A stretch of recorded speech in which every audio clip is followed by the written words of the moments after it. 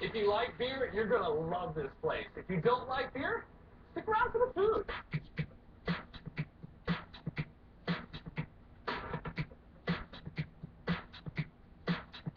Brandon, what's up, buddy? Doing all right. How are you? Yeah, same old. Excited to be here, excited to have a beer, and excited to see you, brother. Cheers. Cheers. We gotta take a sip first. Wow, you know how to take a sip. Well, that's our Bohemian style filter. Well, yeah, so you have to drink like a Bohemian, apparently. Exactly. I need some guidance. The importance of beer in cooking. Give me your expertise when it comes to putting those two together. Think sweet, think savory, think salad, think whatever it is. But I'm going to incorporate beer in it. First of all, I would say that beer is food. I believe in that philosophy. Do you believe in that philosophy? It is sort of an agricultural thing. It's four basic ingredients. So you got water, malt, different hop varietals, and then different yeast varietals. Now you take all those together, and you've got yourself pretty much a smorgasbord of flavors to play with. So there is a little bit of science to it because you need to match intensity of the beer to the intensity of the dish a lot of times. That's smart. I like that. I mean, hoppiness is a big one because that is a very robust flavor in many of our beers, and something that intense works really well with typically with like hotter, spicier foods. Love it. So what you're telling me is beer is so much almost as complex as wine can be. There's more flavors than I've ever can even conceive to work with. And this is going to be a fun, great challenge that I think I'm down for. Chef Lawrence is actually preparing a dish right now. With the beer. He's cooking with the beer. Exactly. I am all over it. It's a pleasure to hang out with you. Right on, I think I'm going to go cook. I'll see you soon. All right. So what are we going to do here, brother? We're going to do a little beer braised chorizo and onions. So I've got some just basic yellow onions, and then I've got some semi-cured sausage from Spain. It's fermented, so it's basically salami before it's been dried. So I can eat this right now? You could eat that right now. Right. Keep talking. I'm eating all this trees, so we're going to have to do like 5 more pounds by the time you're done with this. The smokiness that you get is from the pimentón, which is a smoked chili. That's a chorizo with body. This is great. I love this. We're going to cook with it? Absolutely. Chef Gordon cooks with beer every day. He knows what to use and what to avoid.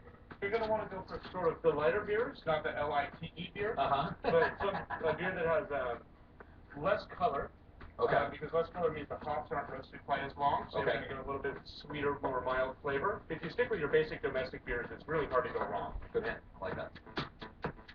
Saute the onions so they're a little bit translucent, just starting to color. Then you have the chorizo, start to render out some of the fat. Get it all nice and happy in the pot there. And then we'll add the beer and a little bit of veg stock.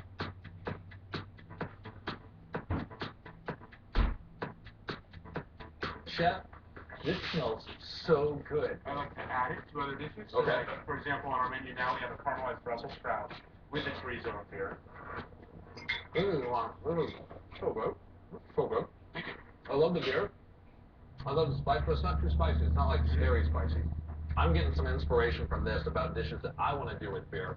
I think I'm going to head over there with Brendan, maybe taste a little bit, take some back to my kitchen and cook it up. Wonderful. You rock, man. Nice to see you. Thank you. Appreciate it. I'm going to take this dish, by the way. I'm going to make pulled pork, beer cheddar soup, and a shellfish dish. Sounds so good.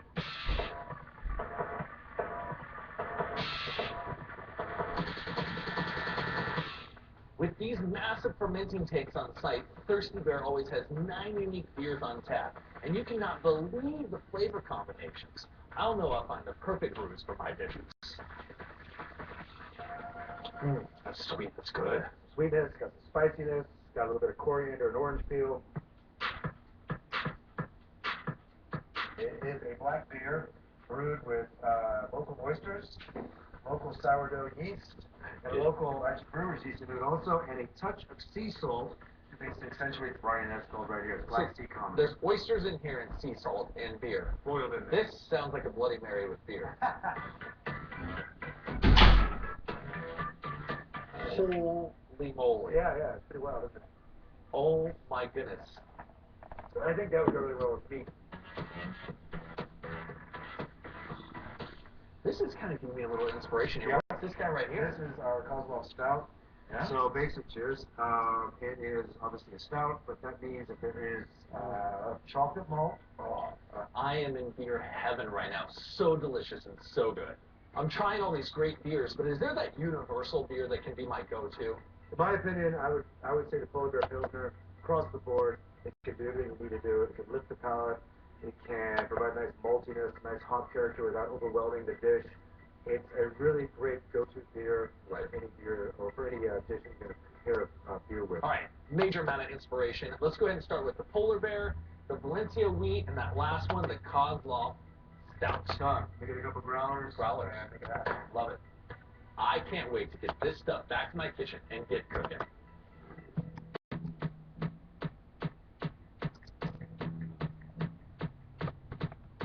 Low and slow is how I'll make my first beer-based dish, beer braised pork. So braising is like the old method of peasant cooking.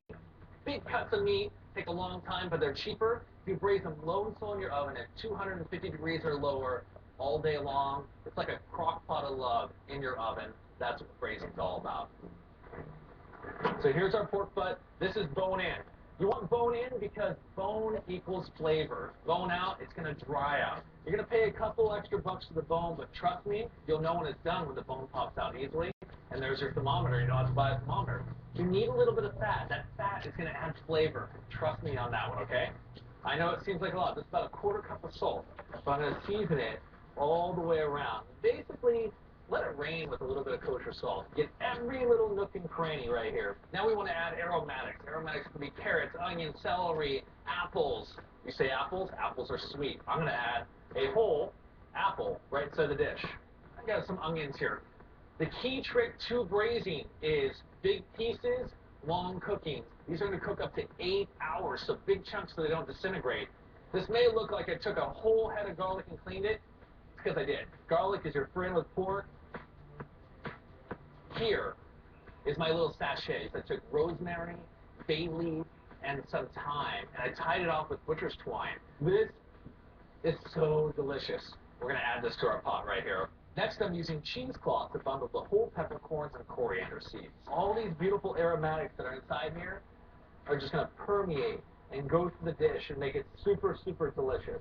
So tie this guy off, make a little bundle here, and I'll toss this bad boy right inside. What else would you like to add? How about apple cider vinegar?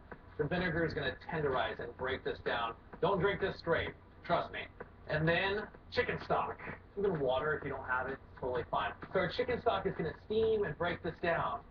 And then, why don't we add our good friend, the growler. Okay? I don't know why they call it a growler, but you hear it? It went, "Bleh." Apparently it growls, but this is the one thing I won't use my measuring cup on. I think it calls for a cup. Yeah, somewhere around there, right? That smells so great. Now we have our pot of love. Take it over here, pop in the oven, and let it go for about 8 hours. And while that cooks, I'm thinking, what else can we do with beer? Let's see here. Cheese, beer, soup. Yeah, I'm going to make a soup with all those great ingredients. Next, check out this ingredient. It may spice up more than your food. I also heard that saffron's an aphrodisiac. You have to call me and let me know if that one works, okay?